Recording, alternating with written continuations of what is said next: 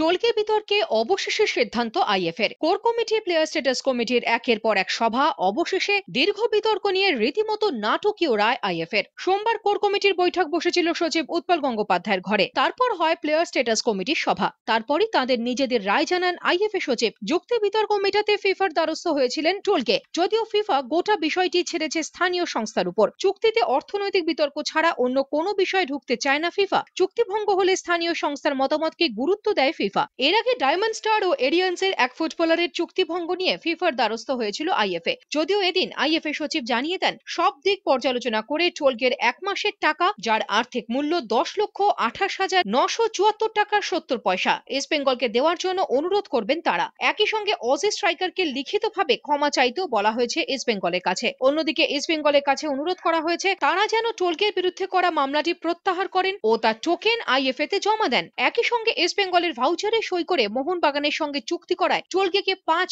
লক্ষ টাকা জরিমানা করেছে তো আইএফএর। রেটেতে 55 টাকা 77 পয়সা এই রেটের হিসেবেতে এই টাকাটা জমা দেবে।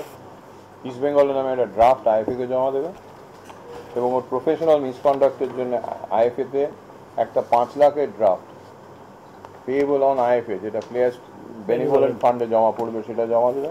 তবে আইএফএর এমন অনুরোধ কি আদৌ মানবে ইস্ট বেঙ্গল বা টোলকে? এই বিতর্কে রীতিমতো নাজেহাল হয়ে পড়া আইএফএ সচিবের জবাব, এটা প্লেয়ার স্ট্যাটাস কমিটির সিদ্ধান্ত, না মানলে ওরাই মেটান ওদের সমস্যা। স্পষ্টতই বিরক্তির মেজাজ আইএফএ সচিবের গলা। যদি বলে আমি অ্যাপোলজি করবো না, ইস্ট বেঙ্গল যদি বলে মানবো না, সেটা ওদের ওপর কি করবে? দিস ইজ প্লেয়ার স্ট্যাটাস কমিটির ডিসিশন।